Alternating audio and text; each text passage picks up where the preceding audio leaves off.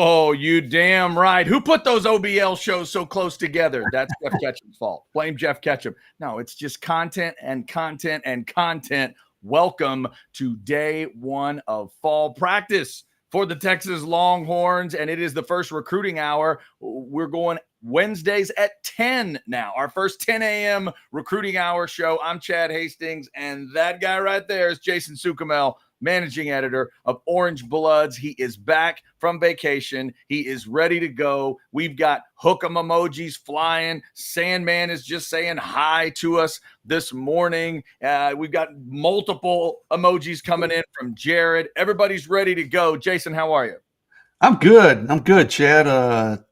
Off to a good start this morning. We've got football practice this afternoon. I'll be down on campus 2:45 today to get some pictures. So I'll have a photo gallery at some point today, get to watch a little actual live football action. So it's always kind of a fun, exciting day this first day of fall camp. Yeah, we're definitely going to talk. We'll talk a little bit about that. Also, though, big recruiting stuff going on. Recruiting never dies. Recruiting never stops. And once the calendar hits August, it's really going to get going. So we're going to hit a lot of that today. Oh, I like this from Ashley. Thank you, Ashley. Our egos need that a lot. Yeah. Now, is Ashley talking about you or me? I don't know. Probably you. Both. No, yeah, love this duo. Duo. I thought it said dude. Duo. Yeah. Okay, yeah, Ashley, thank you then. So, yeah. Ashley, why wouldn't you? We have been voted the sexiest duo on Orange Bloods Live as of this moment. That's a pretty low bar too. Chad. Yeah, exactly. I just looked at the numbers. I just crunched those numbers. We're in first place. That's what's happening. All right. So Jason, when we talk about August coming up, we ended up throwing Kaleb Lockett on the thumbnail today because he's the first one of these big dog 5 stars we're going to talk about that will make their announcement. So I think let's start with him. We'll work our way through all these guys. But now we not only have a day on Kaleb Lockett, we have a time for that commitment announcement, and it's 1 week from today. Yeah, 1 week from today. And it's funny, you said August is going to pick up, and it is. But August 1st is actually a dead period. But it's still going to be a crazy month because we've got all these commitments we'll be tracking, right? And there's going to be a lot of movement back and forth. So, it's going to be an exciting month, not a busy month in terms of, me going down to campus and covering recruiting events and junior days and those types of things. But it's going to be busy because you're going to have high school players starting their own fall camps. You're going to have a lot of commitments starting in August. So some big commitments that, frankly, will potentially shape how this Texas class is viewed. Kaleb Lockett, 1 week from today. I made some calls actually this morning, and I just called different sources around different areas. I called a guy that's pretty well connected with A&M and LSU, and I haven't connected yet with my Oklahoma sourcing as Chad drops out. But Kaleb, there you go, Chad. Just reset. We're just resetting some things in the weird background. You're good. Okay, gotcha. But with Kaleb, I still think Texas looks really good there. Okay, now I talked to somebody, like I said, who's connected in College Station. They said, hey, they still hear A&M too. I don't think as much. Now, interestingly, LSU is a school that has been discussed quite a bit. I talked to someone who has direct ties to LSU, and they say, we're not hearing much LSU chatter at all on Kaleb Lockett. Alabama's in play there. But I still think that one still looks good for Texas. I mean, Texas missed on Decorian Moore. You've got Jamie French, who we'll talk about later in the show. If they don't get Jamie French, which right now I'm not sure that they will, and that's at the very end of August, so we'll see. But if they don't get Jamie French, they missed on Decorian, they absolutely have to get Kaleb Lockett. So to me, Kaleb is almost become a much bigger priority. With his decisions coming up in a week, you said. So, he's kind of on top of the totem pole right now anyways. But when you also just look at wide receiver recruiting, Texas does not have a wide receiver commitment. They may or may not get Jamie French. That one's very much up in the air. They need to get Kaleb Lockett just so they can have one of these big dogs in the fold. We'll have our answer next week. You mentioned it, next Wednesday afternoon. I do like Texas's chances over the field. I think confidence is waning in places like College Station, Baton Rouge. Alabama could be a sneaky play there, but I still think Texas looks pretty good for Kaleb Lockett. And again, that's high noon, a week from Wednesday. We're recording on Wednesday the 31st. It's Wednesday the 7th of August. So we'll have the recruiting show that day at 10 a.m. and then 12 o'clock, right as we're starting House Divided with myself and Jeff Ketchum.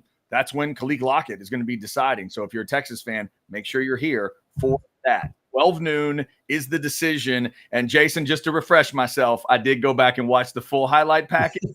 But I'll keep telling people, all you need is 8 seconds. It's like a rodeo.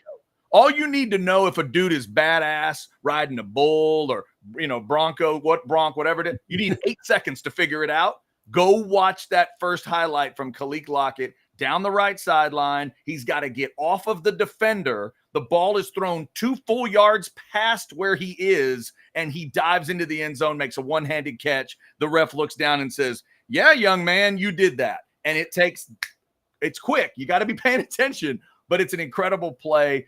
He's a big-time talent, Jason. There's no doubt. Yeah, his ball skills are as good as – DeCorey Moore is great too, but Kaleb's ball skills that's what makes him special.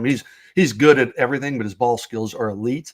I remember it was Mac Brown used to always use this line, and I should remember it, but I think he said, like, that's a 3-clip guy. You watch 3 plays, you're like, that's an offer. Kaleb Lockett is a 3-clip. Not even, some guys are 1-clip guys, right? So, yeah. But yeah, we always single out some guys like, hey, go watch his film. It's fun to watch. We're not going to waste your time, guys, you viewers. So if Chad and I say, hey, go watch Kaleb Lockett's film on Huddle, it's worth a watch. It's a fun watch. It's pretty impressive. Yeah, you don't have to watch the whole 4.5 minutes, but that 8 seconds is damn good. You're not going to tell me that 8 seconds is boring. That's a nice play. So Kaleb Lockett is August 7th. And obviously, Jason, you talk about the level of kind of, I don't know about, a can't miss feel or a gotta get him kind of feel that Texas has. We're about to talk about guys that are going to go and announce on the 21st and the 24th and the 30th.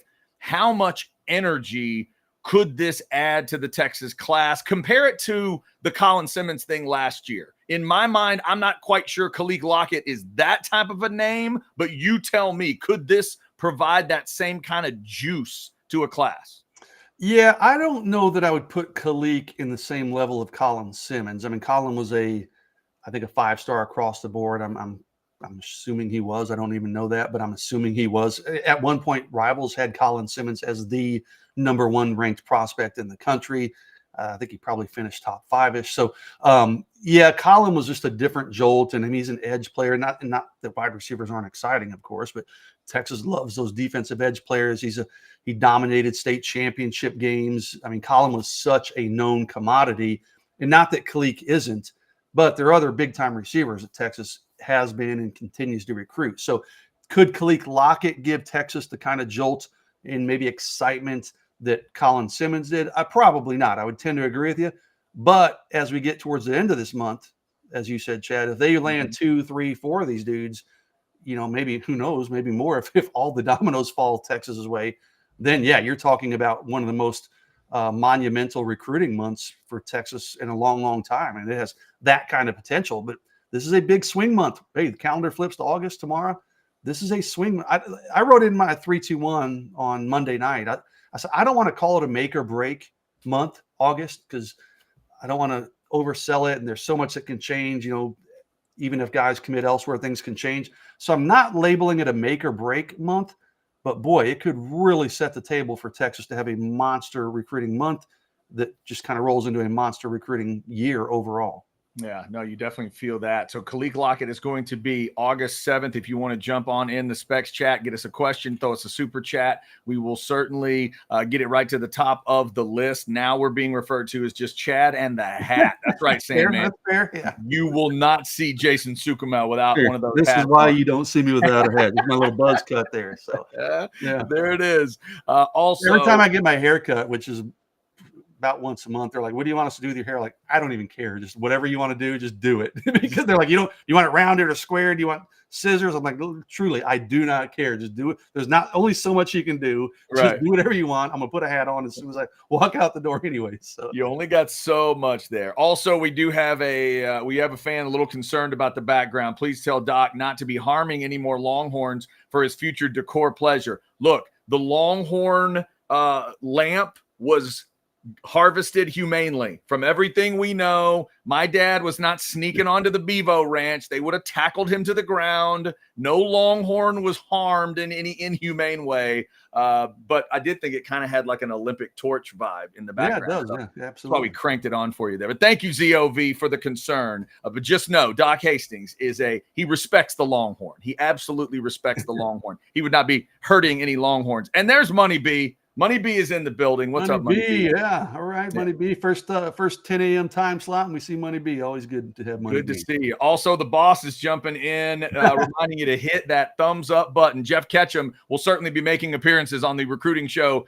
from time to time, but he is busy with some OB work today. There's a lot going on around the Orange Bloods world with, as you can imagine, with the first day of practice happening. But Ketch will be back on House Divided today at 12. We will get into some practice thoughts from him. And as long as we're talking about it, before we get to this next recruit discussion, just a reminder about the free trial with Orange Bloods. How about 2 months free? Not any 2 months, not some random, not May and June. No, August and September. How about that for a 60-day free trial? Your promo code JOINOB24. The code is active today. So if you get it taken care of, guess what? You'll be ready for the first practice reports this afternoon. You'll be ready for the practice reports from Anwar, from Alex. You will be ready to see all of Jason Sukumel's incredible photography work. They call him the Ansel Adams of college football picture taking. For you old heads who know what the hell that is. He is the master. That's coming up today. You could get it all. Yeah, you're overhyping that a little bit. I don't have any clue what I'm doing. I just tick, tick, tick, tick, tick, and hope a few of them. I end up taking about 600 pictures. This is not an exaggeration. I usually take between 500 and 600, and I just hope I can find like 40 that are somewhat usable. So yeah. Hey, people don't know this about Ansel Adams. He just put a blindfold on and he just did this. Okay, well. He just got lucky. Not too different. Okay. Yeah, exactly.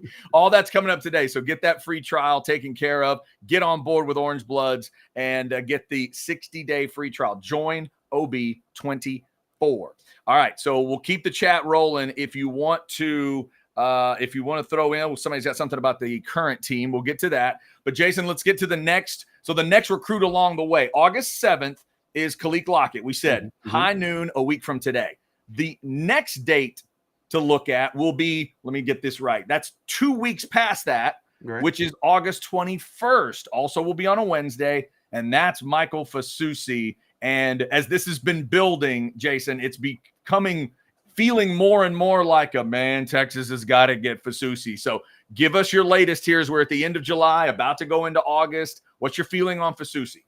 Yeah, I've been on record for a long, long time as saying, with all due respect to DeCorian Moore, who I think is an amazing elite talent, Michael Fasusi to me is the more important recruit for Texas. I just don't worry about receiver recruiting as much under Sark. If they miss one guy, they'll go find someone else. They can get guys late. They can flip guys. They can go to the portal. But offensive line recruiting, they're going to have to overhaul that offensive line next year, right? And they've got some good young guys on the roster. I understand that. But Michael Fasusi's, those guys don't grow on trees. They don't come along. Not every recruiting cycle. You may see one of those guys, in my eyes, every 3 or 4 years. So you need to land those franchise tackles like Fasusi. It's going to come down, Chad, to Texas, Oklahoma, Texas A&M. At different times, different. Those three programs have had momentum. And before I dig into those three, let me just put this out there so I don't forget. He did say that he still might want to take some other visits, including a place like Oregon in the fall. So we'll see when he commits on the 21st. You're going to bring that word in? You're bringing the Texas Oregon flipped an Oregon commit. I thought it was safe to do that now. I thought, Texas flipped an Oregon commit last week. So that's true. That's right. You're right. Maybe a little positive momentum. Yeah, we're past that Oregon fear stuff. But fair enough. But, I need to check with Mike, and I'll be curious to ask him, are you 100% shutting it down on the 21st? Because what I know of Michael Fasusi, he's a very personable young man. He's not probably going to turn down phone calls from college coaches or even reporters. He's just very personable, and he's very generous with his time. So keep an eye on that. Okay, he might still take some other visits after he commits. We'll see. I don't know the answer to that for sure just yet. But it's going to come down. The decision will come down to Texas, Oklahoma, and A&M. There was a time A&M really surged up They kind of got into the race late a little bit, but they made a surge in the summer. That's kind of died down. I think it's Texas and Oklahoma. I talked to someone who talks to people on the A&M staff, and they told me this morning they think A&M's still in it, but even they feel like A&M's probably third. Now, there was some Oklahoma buzz coming out of his official visit, which was prior to his Texas visit. And I checked around again today. I'm like, was that just overconfidence? Because sometimes you hear that, right? Anytime a guy visits, you're like, okay, they're the flavor of the week, recency bias. They just visited there. No, that Oklahoma buzz is and continues to be legitimate. So I know he's still talking to all three schools regularly.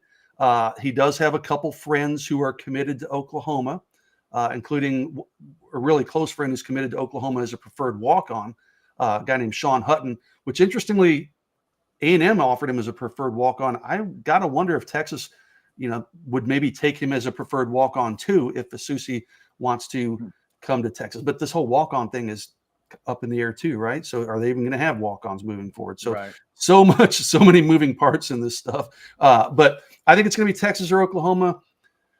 The smart money, and I hate to say it, but the smart money, I think there's more Oklahoma buzz right now, but I'm still sticking with my Texas prediction just because for one simple reason. Well, a couple of reasons, I guess. He does love Kyle Flood. He loves the development. He's really gotten close with UT. But the biggest reason, Chad, they can't afford to miss Michael Fasusi, in my opinion. In Texas, those kinds of recruitments, like Colin Simmons, like Arch Manning, they usually win those recruitments, okay? DeCorian Moore was a big miss, but they could absorb that miss, okay? Michael Fasusi, they have to win that recruitment. That's why I'm sticking to my Texas prediction, kind of against my better judgment a little bit, because I'm hearing maybe a bit more Oklahoma chatter, a bit more Oklahoma confidence. But I still think we still have a month almost, right? Not quite a month, but a few weeks. But so there's still room for movement here. I'm not sure Fasusi is fully decided. Like I said, he's still in regular contact with all three schools. But I'm sticking to my guns for now that one's going to wind up falling Texas's way. So about 3 weeks away. Yeah, 3 weeks away from that one. And yes, they got scared, Jason, when you said the word. DOV says, we don't say that word. And even more strongly, Jared wants us to know no more Oregon. Yeah, we'll have to come up with a code word for that team up there. Okay. So Jason, to follow up on it, I made a reference to this yesterday. I want to get your thoughts on it. Let's say this does come down to maybe the three schools you mentioned and Oregon. Let's say Oregon does somehow get in this, whoever's in the discussion, or maybe it does just come down to Red River. If Michael Fasusi really cares about the NIL angle, does Texas need to hit the button as hard as they can hit the button in NIL, if that's what it is, if that's what it takes? I think so. They've had, and you and Ketch have talked about it, I'm sure, and we've reported it on Orange Bloods. Texas has kind of had a threshold that they don't really go over, okay? Mm-hmm. They did for DeCorian Moore, okay, and it didn't work out. They're going to have to break that threshold for Michael Fasusi, I think, as well. So, once you kind of get that crack in the dam, now you're probably going to have to do that for your truly top targets. So, yeah, I don't know what that number will be in terms of NIL opportunities, but knowing what I know of Michael Fasusi and what I think how valuable he is to all of these programs, I don't think seven-figure opportunities are off the table at all. I don't think they're out of the question. Jared, thank you for that chat. People into the Specs chat this morning, we do appreciate you. Let's give Specs their appreciation. Maybe you need to get all stocked up at Specs for something. Here you go. Specs same-day delivery can save the day with our Specs app or online shopping. From world-class wines to hard-to-find spirits and craft beers to gourmet foods, delicious snacks, and spectacular sweets. It's Specs. Cheers to savings. Heck, the Outsiders is tonight at 8:30, and it's always a What Are You Drinking Wednesday. Get stocked up at Specs for the Outsiders tonight. We'll be talking about fall camp battles and why Chance Mock doesn't believe they're real. That's a whole discussion. Chance, you just got me hooked. All right, I'm gonna try to tune in. So yeah, who would have thought Chance Mock is a conspiracy theorist when it comes to camp battles? But he kind of is. He'll explain that tonight at 8:30. We'll get into a lot of that stuff. If you want to throw us a super chat, it'll go to the top of the list. So obviously, Jason, be a lot of energy around Texas's class if they get Fasusi and one of the receivers. We've been talking about that. And especially, I would argue, if it's in order. If you get Lockett first on the 7th, I think then the momentum could start to build. And then if Fasusi goes on the 21st, now it brings us to the 24th. So 3 weeks and a couple days from now. That'd be a Saturday if my math is Right? correct, right? Yeah. I think that might be right. Yes, good play here by the badass safety. So Jonah Williams is going to go on that Saturday, the 24th. The young man out of, that's Galveston Ball, right? Galveston Ball, yep. Okay, so there's a bit of an update. So I think since you and I did a show on Jonah Williams, he was part of the pool party group. Mm-hmm. And as I'm reading through your notes and your information, I see like, wait a second. He told Orange Blood's top 3 that Texas is definitely in there. Get us the update on Jonah, and has your excitement level or thoughts changed on Williams? They have, absolutely. And I made some calls this morning, as I said earlier, got some kind of updated information. And I'll just kind of start from the beginning with Jonah. Okay, there was a time he visited Oklahoma. It was back in the spring. And I mean, people were almost labeling him as an Oklahoma commitment privately, silently. Okay. And Jonah kind of scoffed at that, which was probably true. But Oklahoma people inside their program were saying, hey, we think we've pretty much got him wrapped up. Well, turned out to not be true. Then A&M was kind of the flavor of the month. Okay. Recently, Oregon, you started seeing people saying, okay, it's going to be Oregon. And you saw crystal balls and whatever, RPMs, Futurecast, those types of prediction things coming in for Oregon. Then about a week and a half ago, it was LSU. Everybody was so sure he was going to go to LSU. He comes to Austin. He tells our own Orange Blood's own Sonny Nelson, hey, Texas is top 3. I'm like, okay, that's interesting, because I've always had Texas kind of on the periphery there and just not really a major contender. Well, I talked to people Thursday night. That's the day I returned home from my vacation. Literally, I started working the phones to get home. And I talked to people who hung out with Jonah at the pool party and throughout the day. They said, hey, I don't think Texas is top 3. Like, I think Texas is top 2. These people thought Texas and LSU. Now, here's where it gets interesting.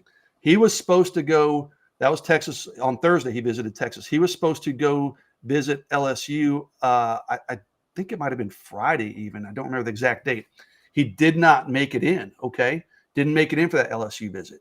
Then he said, hey, I'm going to try to come this week before the dead period starts on Thursday. Hasn't come in unless he shows up at some point today. That's not happening. I talked to an LSU source, and this guy's pretty connected down in Baton Rouge. And he said, hey, the confidence in Baton Rouge inside that program is down after he did not come in. I was told the LSU baseball staff was pretty pissed that he didn't come in. There's maybe some thought that the football staff down there maybe dropped the ball a little bit. The baseball staff was all ready for him to get in there. Didn't happen.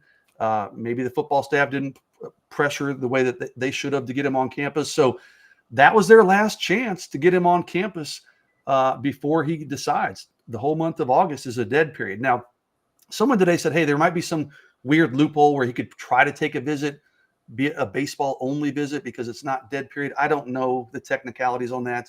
I need to kind of dig around on that and ask, but that was a big opportunity missed for LSU last weekend. I'm hearing their confidence is down. To me, that should elevate the confidence in Austin. I'm not predicting a Texas commitment from Jonah. I'm not there yet, but I certainly feel a lot differently than I did this time last week. Okay, this time last week, I knew he was coming to the pool party, but I was like, okay, I think it's probably just a courtesy visit. No, I think Texas is very much in this thing. I'm not calling Texas the leader, but I'm not sure there's a team I'm going to put above Texas if I'm making a pecking order here as well. A&M still involved there. Oklahoma, Oregon, all these schools are still in play. And I don't know if Jonah truly knows what he wants to do just yet. A friend of mine in this industry actually poked around on the baseball side of things, and baseball staffs were saying, hey, we don't know what he's going to do. So the coaching staffs that are recruiting him don't truly know what he's going to do. But I do feel confident in saying Texas is very much in the picture in that one. Interesting. So in terms of that old school thought, maybe it's an old school thought that an official visit is critical to something like this. Yeah. Do you think, as many times as Jonah's been in, we've talked about, he's been to Austin for some unofficial visits and the pool party and all that. Even if he commits to Texas, on the 24th of August. Do you think there still needs to be an official visit to where he would be comfortable enough to like if he's going to sign with Texas? Is there an official visit that needs to happen, or are we two old men that need to be thinking about this differently? No. If he commits to Texas, he 100%. I mean, they'd bring him in for an official visit in the fall, probably December, close to signing day. But does that have to happen? I remember a coach, this is going back a ways, telling me, I was like, hey, what are your thoughts on getting this guy's commitment? And this coach told me, he said, I've never gotten a guy who didn't take an official visit. Well, that's changed now. You've had, a couple guys commit prior to visits and maybe without taking visits, but it doesn't happen often. But he does still have a Texas visit available if he wants to take it. So if he committed to Texas, I would fully expect an official visit to happen. I see some Jake in the chat says, I think it's A&M. Some baseball people are pretty confident over in College Station. I don't think anybody truly knows. Again, I talked to people today. There's varying level of confidence depending on who you talk to. And also, depending on who you talk to, there's, I would say, varying opinions on just how much of a factor baseball is. I mean, yes, he wants to play both, but is baseball as strong as a pull for Jonah himself as people are making it out to be? I don't know. I'm hearing some people think it's going to be more of a football decision, and then he'll go ahead and play baseball at that school. Other people say, no, baseball is a huge factor. I know his family, I think, is pushing baseball maybe more so than Jonah himself. His brother played baseball. His brother lives in Austin. There's a lot of moving parts in this thing. So it's really tough to pin down. Different people I talk to have different perspectives on it. So I don't think anybody truly knows, but yes, the LSU baseball staff is recruiting him heavily. A&M baseball staff recruiting him heavily. He FaceTimed with Schlossnagle while in Austin last week. So the Texas baseball staff is obviously involved there. So baseball is a factor, but I don't know that it's going to be the determining factor. Some people seem to think it's going to be more of a football decision, and then baseball will tie into that decision. And again, thank you, Jake, for that chat. We're talking about Jonah Williams, the badass safety from Galveston Ball, and the fact that he will announce his commitment on the 24th of August. Jerry throwing in the comment, I think it's critical he takes one at some point, an official visit, even if it's during the season. Jerry, and listen, if he ends up committing to A&M or LSU or anywhere else, even Oklahoma, you still have that official visit. So Texas is not going to give up. I mean, why? Yeah. Hey, Jonah, why wouldn't you come up here at some point and take an official visit? We'll see. And Jonah may just be like, hey, thanks, but no thanks. I'm officially done. But, we know this Texas staff isn't going to throw in the towel. And still having that, someone like Michael Fasusi, if he commits to Oklahoma, you can still say, hey, Mike, come watch a game. But when you can say, hey, come take an official visit. Come on, let us spoil you for a weekend. Let us wine you and dine you, put you up in the Four Seasons. That's a little bit of a bigger carrot you can dangle out there. So, we'll see. We'll see what he ends up deciding. But, yeah, Texas would, regardless of what he decides, they'll still try to get him in for an official visit. Yeah, Jason, it is a little different if you say, hey, let's meet for lunch versus, hey, Chad, I'm going to buy you the best steak I know about for lunch. That's two different things. And then you can go sleep it off in the Four Seasons. Okay, yes. Right. And we're going to put you in a badass hotel, and you can just pass out or go to 6th Street or do whatever you want. Yeah, that's different. That's very different. Jerry, thank you for that chat. We got some other good chats coming in. This is just a quick NIL chat that Derek threw in. Bottom line, guys, the cost of winning the national championship versus the cost of not, you've got to go for it. And that's a comment back to the question I asked you about Fasusi. But I just keep wondering, Jason, we've seen a couple situations now where it feels like if Texas needs to hit that NIL button, they'll hit it and they'll have the money. But then we've seen a couple situations where that doesn't seem like it's the absolute critical moment. I think if Texas finds one where that's the thing, they're going to be able to outbid whoever that other team is. Is that your sense of it? Maybe not if it's Oregon, but most programs, and I mean, again, I'm sorry. I'm so sorry, Texas fans. I didn't mean to make him say that word. Yeah, Chad walking me into the dungeon again. I'm sorry. That's true to some degree, but I mean, A&M's got deep pockets. Ohio State's got deep pockets, Oklahoma, for a guy like Fasusi, will have somebody that'll pony up. And NIL is a huge part of it. I'm not going to say it's not, but it was a huge part of it for DeCorian Moore. Texas put together an attractive package for DeCorian Moore. I don't know if this is true. I heard maybe Texas had the most lucrative opportunities. I heard the same thing with Riley Pettijohn, and he ended up going to Ohio State. So let's just say, and I'm just going to throw a random number out there. Let's say Michael Fasusi, Texas offers $1 million, and let's say Oklahoma offers $950,000.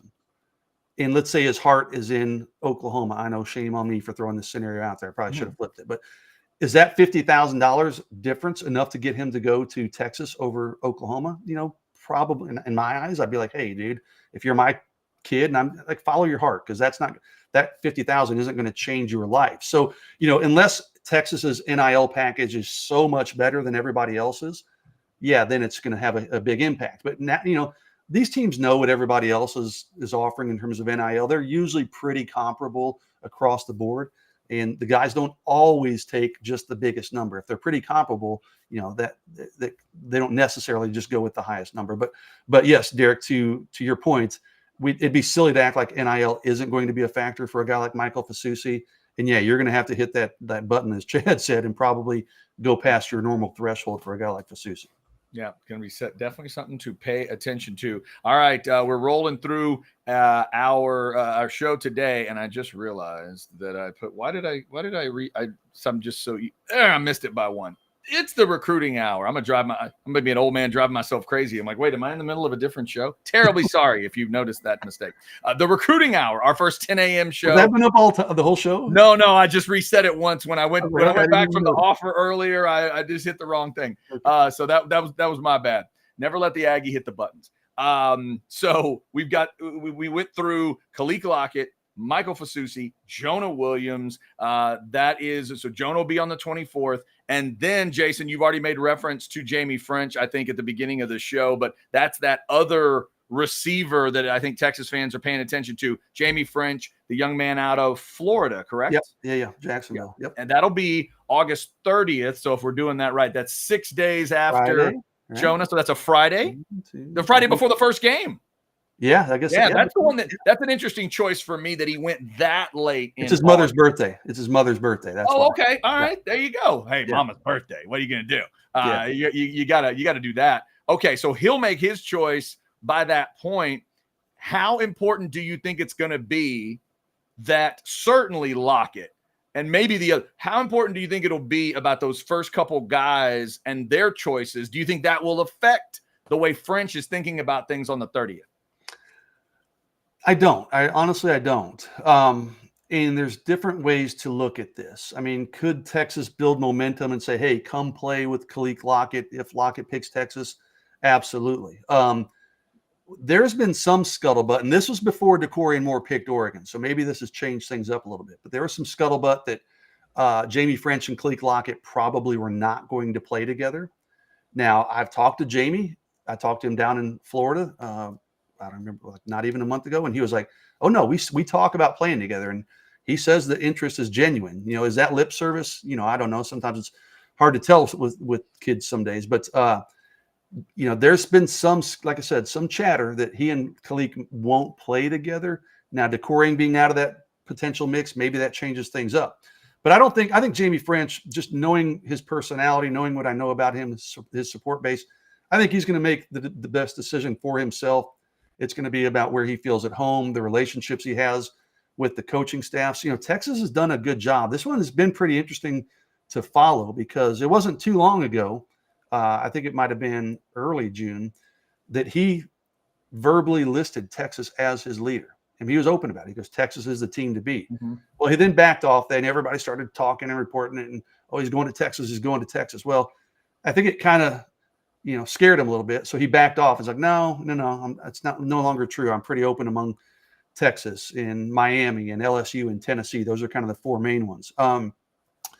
Well, last weekend, and when he took his Texas official visit in late June, he said, hey, if I take any visits that last week of July when the dead period lifts, it'll be back to Austin.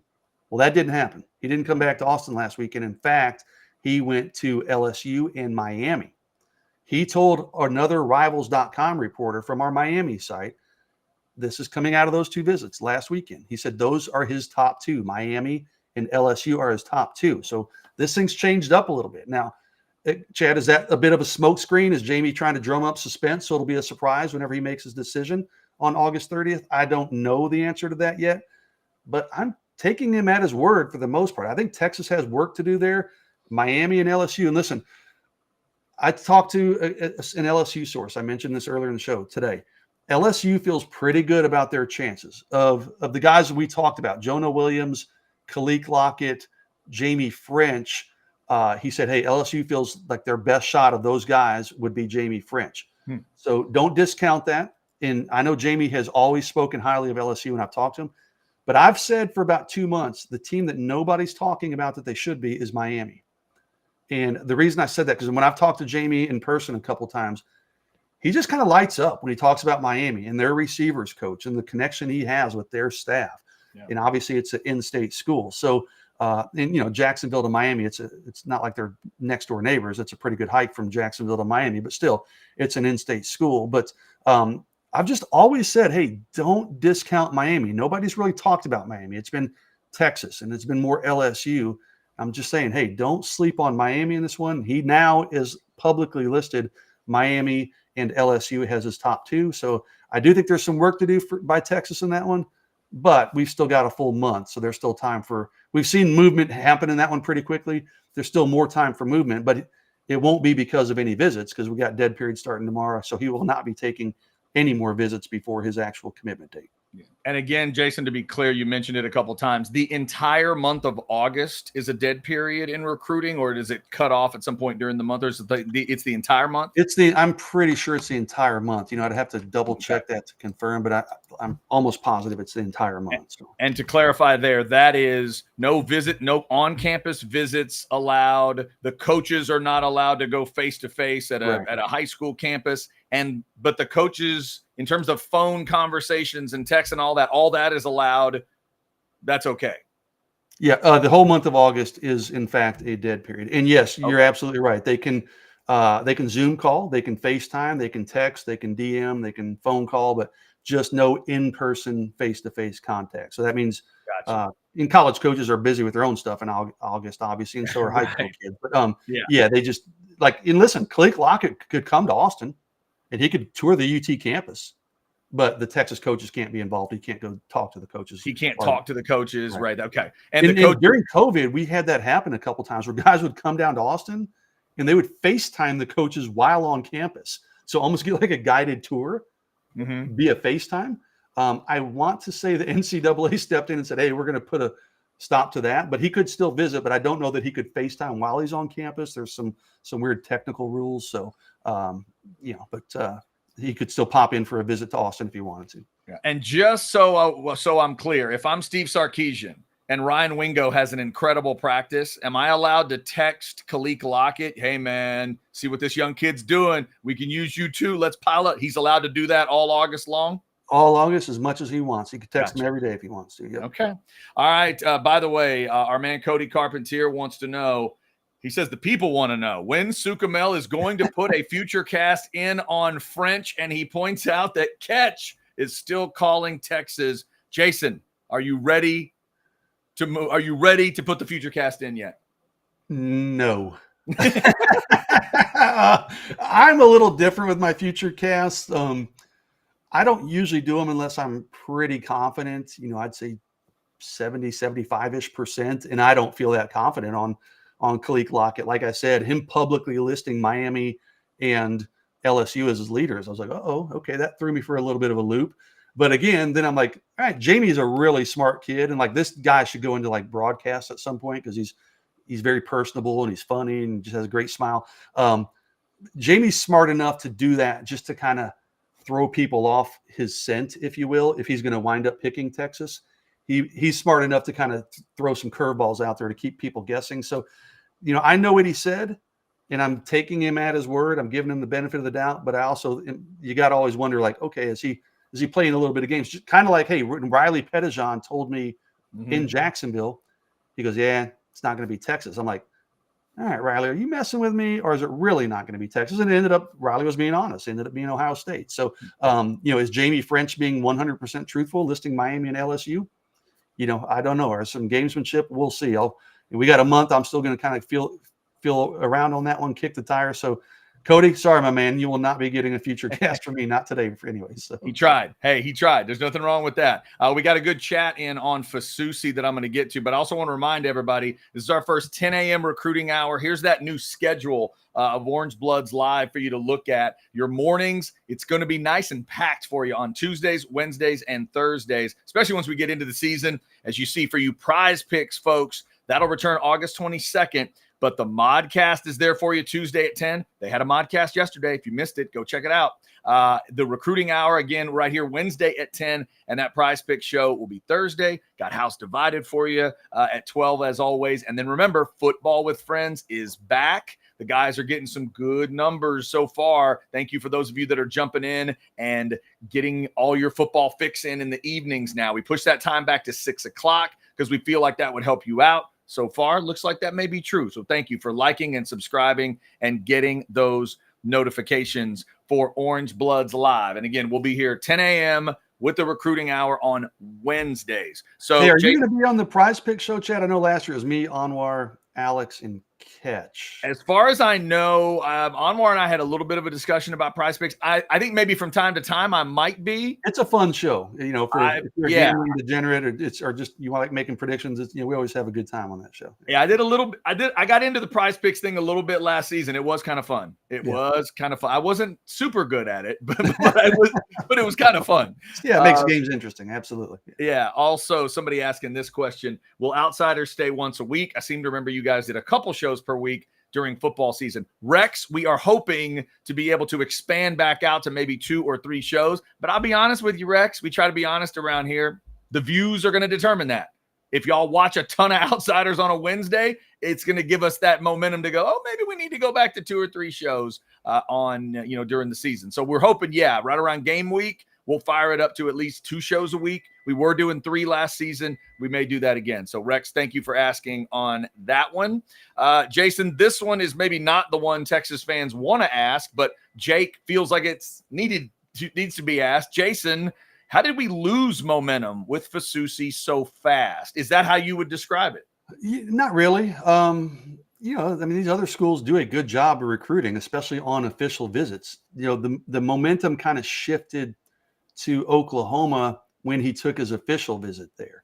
Some people speculate, okay, maybe it's an easier path to playing time at Oklahoma. Maybe, Texas has some good young offensive line talent on the roster behind Kelvin Banks. So you assume this is going to be Kelvin Banks' last year. Sorry, as my dog's jumping the show. But, I don't know that Texas lost momentum as much as, A&M does a good job. A&M really surged. They got him on campus a couple times.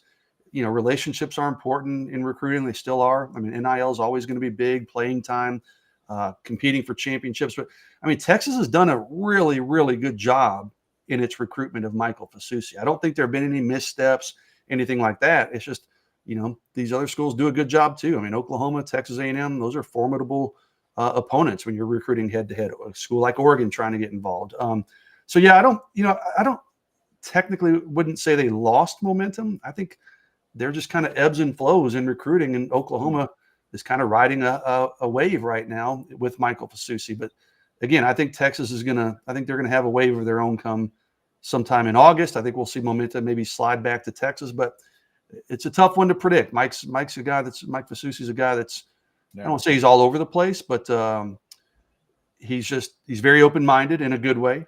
He's going to talk to coaches routinely. He's not going to shut people out. So, he may have a FaceTime meeting with Sark and Kyle Flood this week and be like, oh, you know what? I'm feeling Texas again. And then it might be A&M the next week. Things can change with a guy like Fasusi pretty quickly. But yeah, everybody for the longest time was Texas, including me. But I think it's probably been maybe even a bit closer race than maybe I was thinking and everybody else was thinking all along.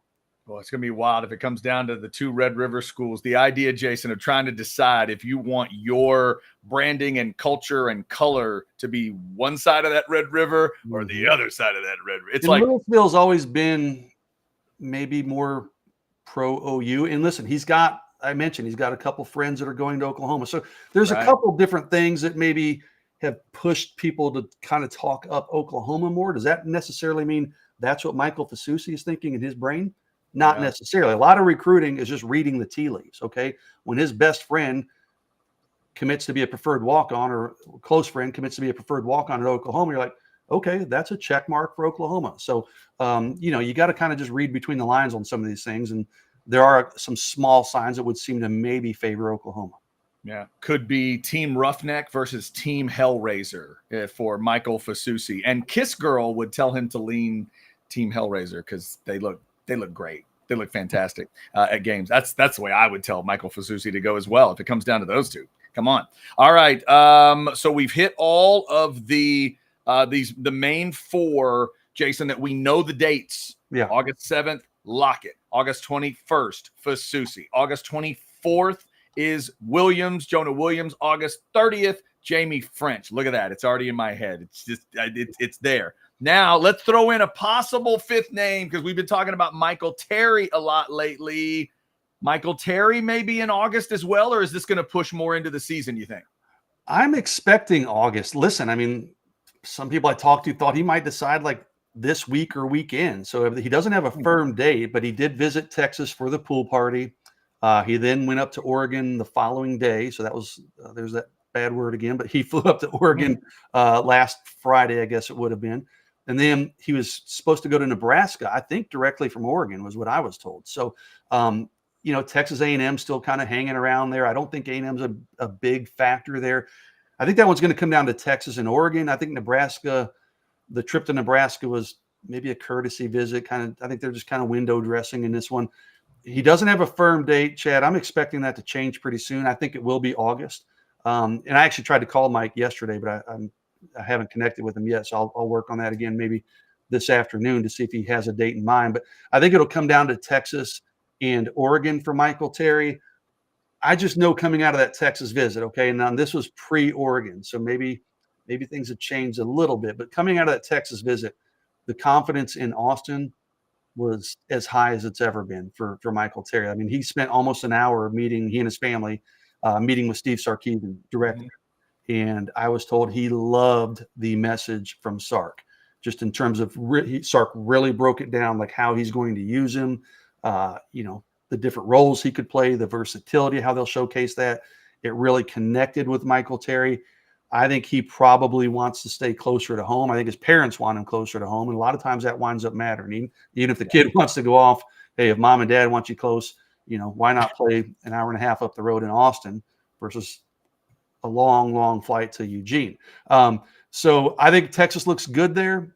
Still waiting on an actual potential date, but I feel pretty good about Texas's chances for Michael Terry right now. And Michael Terry, let me see if I can do it. Hang on. Is he the Harker Heights? Not Harker Heights, the San Antonio.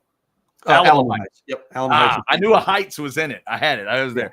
Alamo Heights there. All right, real quick, Jason, before we you were going north instead of south. But I know I went north instead of south. I'm trying to keep my map of Texas figured out.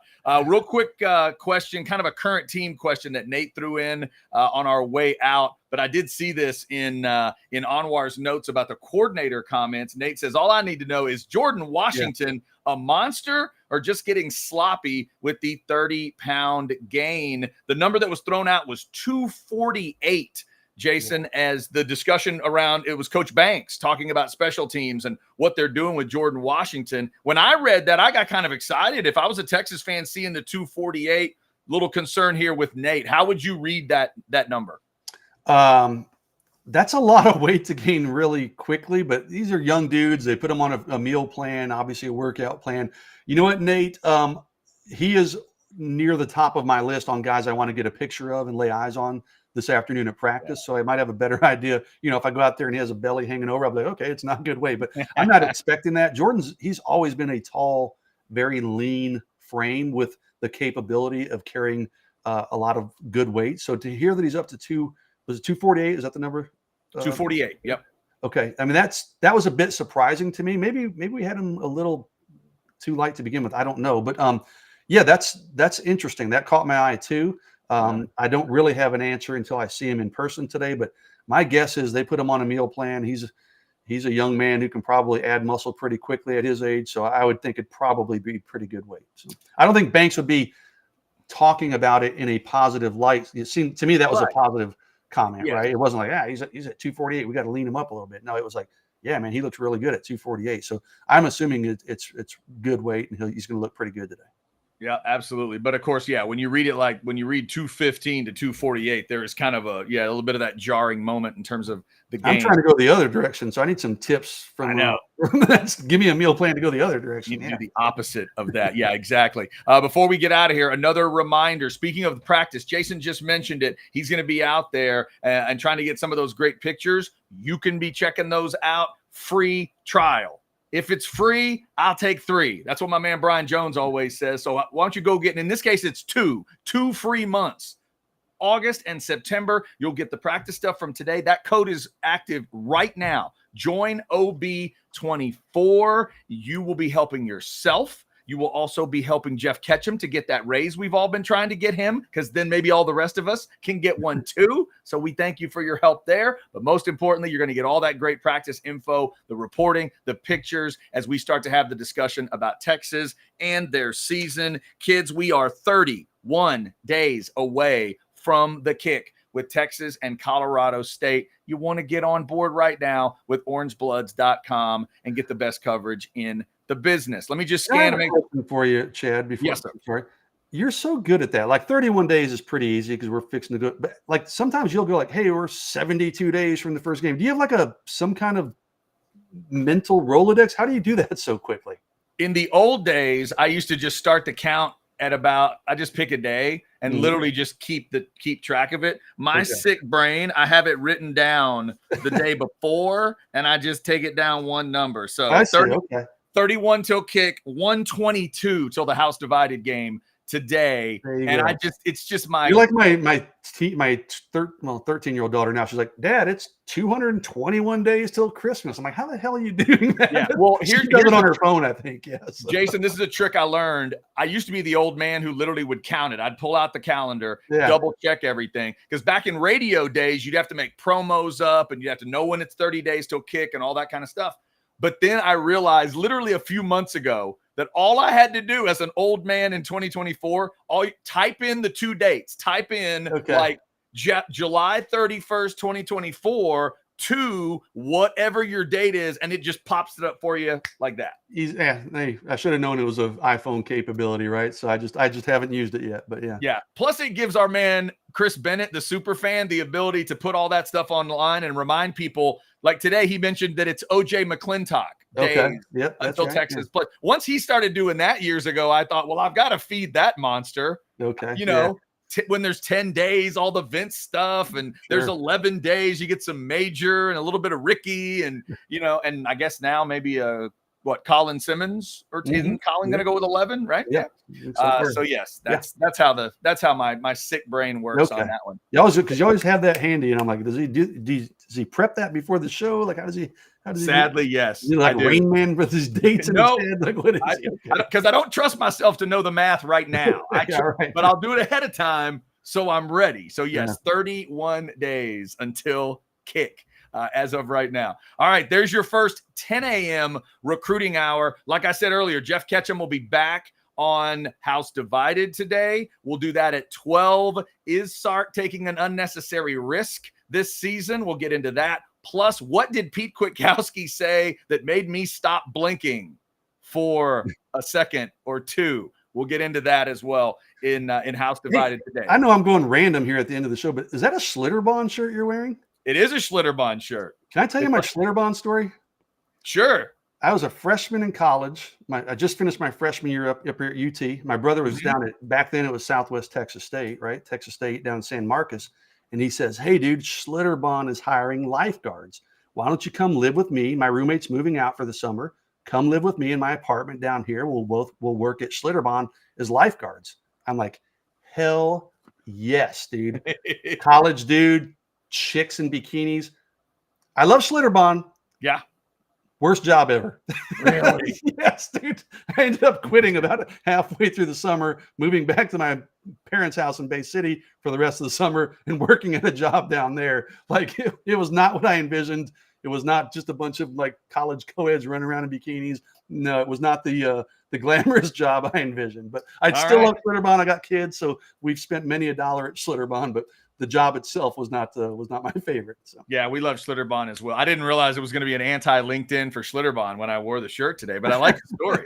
That is good. It is every time I see one of those guys or one of those girls, I think, I wonder if that's a really cool job to have at that. Like you said, I'm at that age, I'm tan, I look good. Exactly. Is that a cool thing? You're telling me it's probably it not was 90% of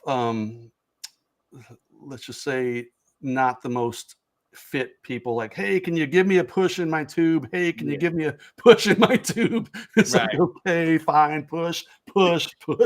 That's what the job, from I remember, that's what most of the job consisted of. It's like getting a gig, getting a job, but you're bussing tables at a nude resort and you realize, oh, they're not all the nude people I want to see. Okay, exactly. Never mind. That's right. Never mind.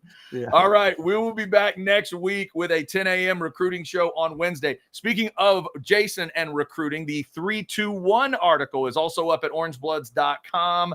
Jason gets you great content every week, recruiting oriented. He gets into a lot of these guys we've been talking about today, but he also looks forward into 2026 and does some other things too. Some predictions are in there. The 321, that one is always a prediction. How many of these guys today does Jason think the Longhorns are going to get? We'll have you go to orangebloods.com and check that out. And that free trial offer is there for you. Join OB24. That's the code, and it is active today. Thank you for everybody jumping in the Specs chat. Thank you for liking and subscribing and getting your notifications to Orange Bloods Live. Until next Wednesday at 10 a.m. when it will be Kaleb Lockett Day. We are the Recruiting Hour, and this is Orange Bloods Live. Y'all take care and find yourself a job that's